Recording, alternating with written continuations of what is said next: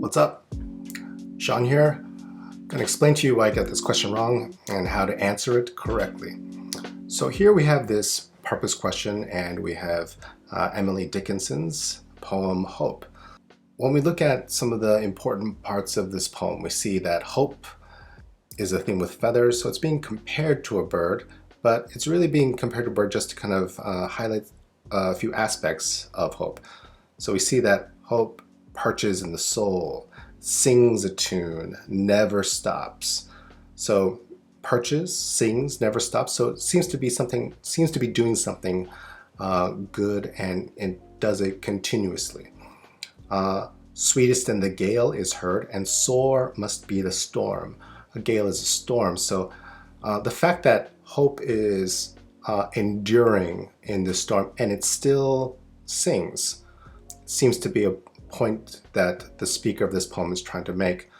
Last stanza we see, I've heard it in the chillest land, and on the strangest sea, never in extremity it asked to crumb of me. So we see that hope is in this very harsh condition and it doesn't stop singing and it doesn't ask for anything in return. So from here we can kind of make the inference that the purpose of this poem is to really show that the nature of hope is that it doesn't quit in difficult situations. So now we just want to kind of match this answer that we're kind of anticipating with some of the answer choices.